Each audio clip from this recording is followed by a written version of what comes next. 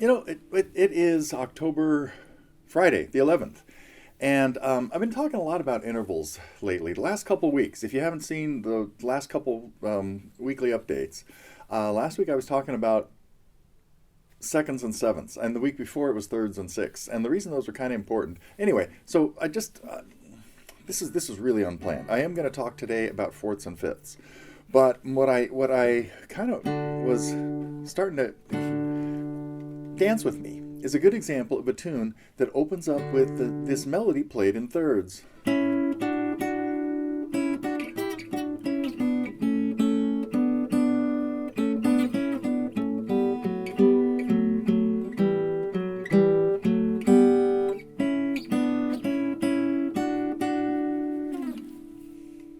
Ooh.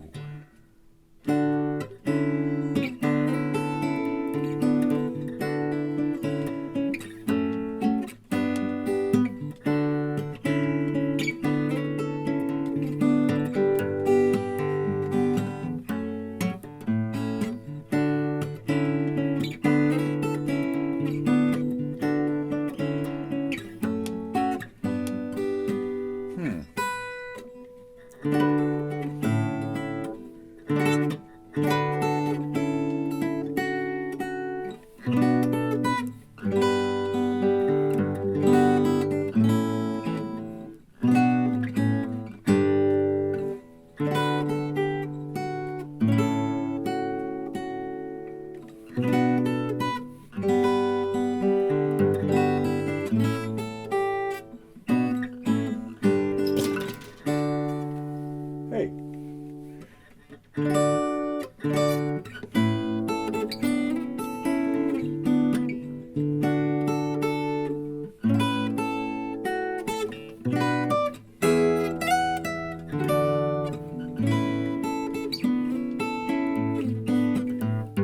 Oh man.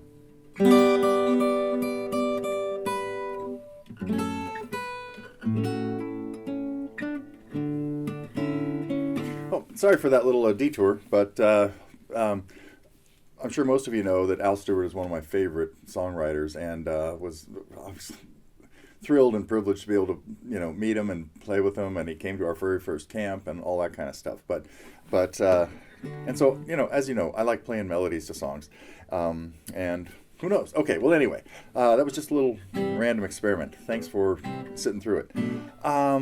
Let's see. Is there anything I wanted to play today? No, I want to. So, anything big news? No, we had no new songs this week. That's okay, because I did get a request for something going on with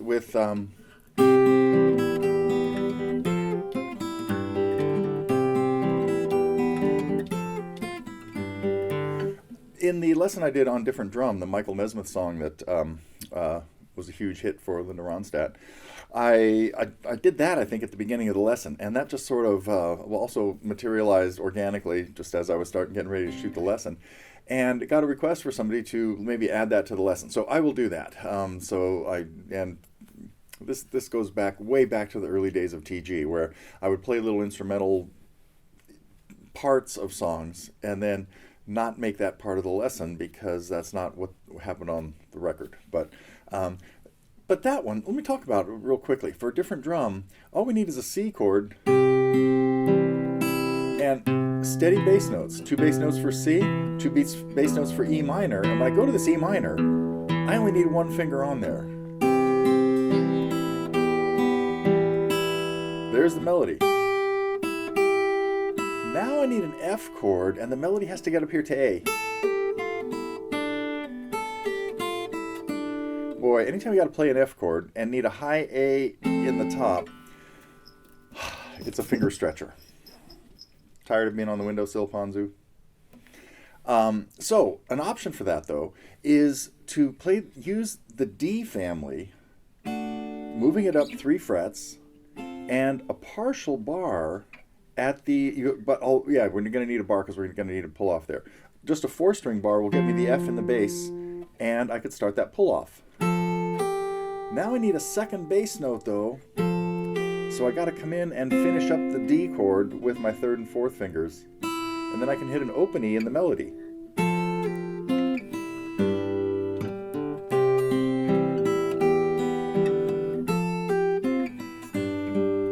So I'll tab that out and add it to the lesson, and maybe add an extra little video segment on what was going on in there. Okay, but what I really wanted to get to today was a little guitar geography, first of all, because a long time ago I was pushing the idea of knowing the notes on the 6th and 5th strings, in particularly the three odd frets, 3, 5, 7. Know that those notes are G, A, and B on the 6th string. And if we were to continue with the alphabet there, G, A, and B would be at the 3rd, 5th, and 7th frets. And if I jump to the 8th fret, I've got the next three notes, C, D, and E. Oops, couldn't reach. There we go. Bad hand position, body position. But those same three high notes, the C, D, and E, that are at the 8th fret of the 6th string, are on the 5th string at the same spot where the G, A, and B were. So, we got this? On the E string we have G, A, and B, and on the A string we have C, D, and E. My finger is being troublesome today. But what else is really useful about that, and important, is understanding the distance between G and C. Now these are two notes that are a fourth apart. Now when we talk about intervals, the other intervals I've already talked about, seconds, thirds, sixths, and sevenths, are more than classified as either a major interval or a minor interval. And it's a major interval, a major second, a major third, a major sixth, and a major seventh are all the distances exactly the way they occur in a major scale. And the minor versions of those are all a half step less. Okay, that's enough of the review on that. But fourths and fifths work differently. And they are not called, there's no such thing as a major fourth or a minor fourth. Fourths and fifths use the term perfect if they're the note that falls in the major scale. And so in this case, the note from G to C, C is the fourth note of a G scale. That's a perfect fourth. So when people say fourths, we don't really ever bother to say perfect, because it's sort of like when we say an octave. An octave technically is a perfect interval as well, but we never bother to use that qualifying term. But so fourths and fifths, a fourth is two notes. The strings on the guitar are tuned a fourth apart. So any two notes at the same fret on adjacent lower strings, the second string is the evil twin here. So we ignore that. But any two notes at the same fret of two adjacent strings are a fourth apart. That means G, its fourth is C. And C, its fourth would be F. And that's the same F, G, A that happens up at the 8th fret of the 5th string. If I continue with my G, A, and B, C, D, E, if I jump up to the 8th fret, I now have F, G, and A. So one thing that's kind of cool about those two strings, the 6th and 5th strings, is every place from the 3rd fret on where I have a natural note, not a sharp or a flat, I've got a natural note on the 5th string that pairs up with it that is a fourth away. You with me so far? It's not going to, I hope it's not going to get much more complicated. But if you can start memorizing that at the 3rd fret I have G and C, that's also the two bar chords you can play at that fret out of the E family and the A family. The E family coincides or lines up with the notes on the 6th string, and the A family lines up with the notes, of course, on the 5th string, right? Okay, so 3rd fret, I've got G and its fourth C. At the 5th fret, I have A and its fourth D. At the 7th fret, I've got E and its fourth, I have B and its fourth E. Jumping the gun there. But now I'm only going to go a half step. All those were whole steps apart, 3rd, 5th, 7th. But now I've got B and E at the same fret. Those are the two places where we have half steps in our scale. So I go just to the 8th fret and I've got C and F. At the 10th fret I have D and its fourth G. And then at the 12th fret I've got E and A again, same as open. Which brings us to F. What would be a fourth from F? Well, it's got to be the same distance. It's got to be the note at the 1st fret. It's not B. It's B flat because B is too far away. It's a half step higher. It'd be at the 2nd fret. Okay, that's fourths. Fourths are the same fret on two adjacent strings going up.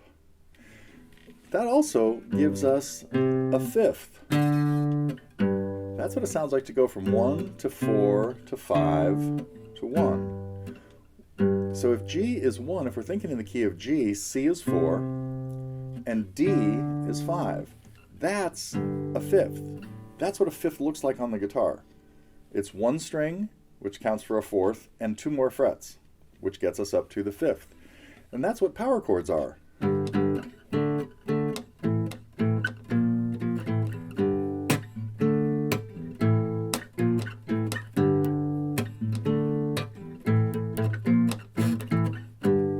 So there was just a little riff using power chords, which are all notes that are fifths apart. Now this can help you find a note that is 5 the same way you can find a note that is 4 from any one of these places, knowing that 4 will be 1 string higher and 5 will be 2 frets higher. The other thing, with both the other intervals I was talking about, seconds and sevenths, and thirds and sixths, and the reason I put them in those orders is that those are inversions of each other. Any 2 notes that are a second apart are also a seventh apart if we take the lower note and move it up an octave. D to E, a second. E to D, a seventh. Same thing is true of thirds and sixths. When you invert one, you get the other. D to F is a sixth. D, E, F, G, A. Sorry, wait a minute. D to F is a third, right? D, E, F. I was going to start on F, and I got off track.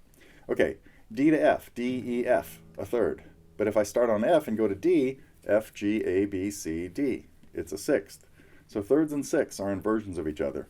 Same thing with fourths and fifths. G to C is a fourth. But C, a fourth from C would be F. That means G would be a fifth.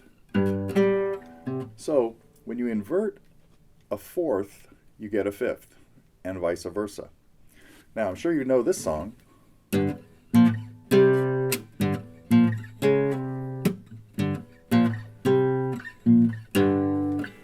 One of the first songs I teach a lot of people when we start talking, if and when we're talking about power chords for some reason. And it's just a good example. There are all kinds of great power chord songs.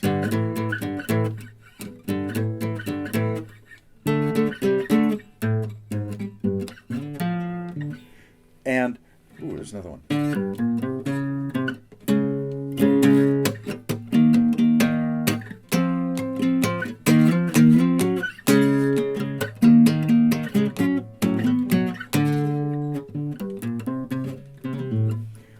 That aqualung has something really interesting in it. It starts off with a D down to a G, drops down to a fifth. D is the fifth of G. Then uses notes out of a G minor scale, B flat, and then C, and then D flat. That's what makes that song so unusual, is it uses the note between a fourth and a fifth from G, sometimes called, well, commonly called a tritone. But this note that is not a perfect fourth, it's a half step higher, and it's not a perfect fifth, it's a half step lower, is also known as an augmented fourth because it's bigger, or a diminished fifth, more commonly called a tritone because it's 3 full steps. G, A, B, C sharp. Sure sounds weird when you hear it as a scale, huh? Too many whole steps there. Okay, but that's what happens in aqualung, is we hear that note that is a flatted fifth. All of a sudden, fingers are fumbling. Such an odd sound. Oh, it's also here.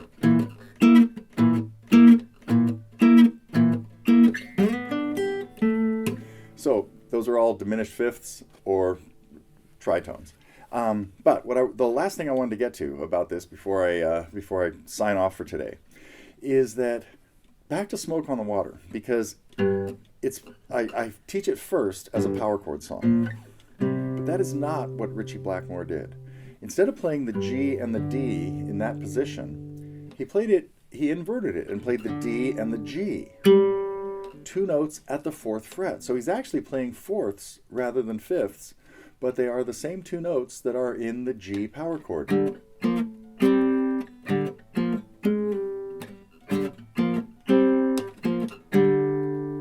That's what gives that song its distinctive sound, is because we're hearing inverted power chords. There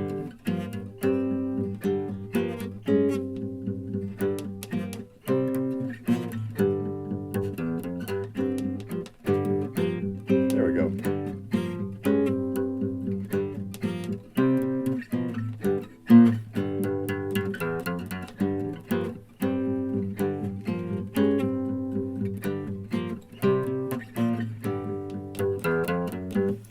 That kind of works in the bass part at the same time, obviously. So it does change chords. This is all a G chord over these power chords. Then it goes to a C chord. So what I did was I changed my bass note. And then to a B flat chord. So we hear a B flat and a G just like that. So anyway, if you want to mess with that for fun too, feel free. But Smoke on the Water, great example of how fourths are used as inversions of fifths and gives it the distinctive sound that it had. Okay, boy, I should play something.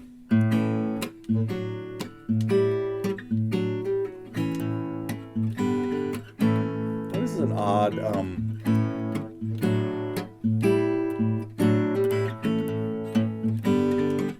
like when you heard that first little part, what you're hearing is inverted thirds. I'm playing an A chord here, but I'm really picking out the melody on the fourth and second string.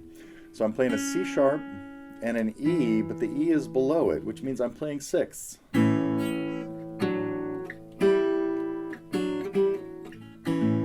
then threw in a chord that didn't seem like it fit, because this sounds like it's in the key of, it kind of in the key of A, but when I went up here, I brought in a G natural, not a G sharp. If I want to stay in the key of A with that, it would sound like this.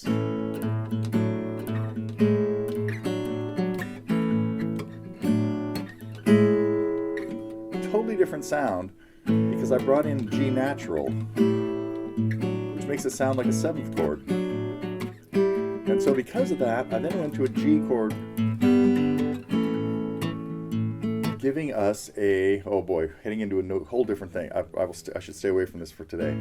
But that gives us a Mixolydian sound. This is something that sounds like it's in the Mixolydian mode because it seems like in the key of A, but I've got a G natural in it, a flatted seventh.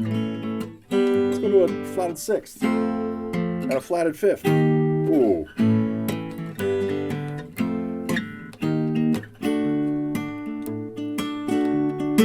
That again, too weird. A, G, F, E flat, D.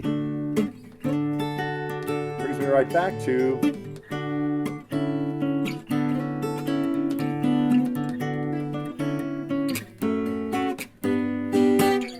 okay. I think I'm out of thoughts for today. I'll see you next week.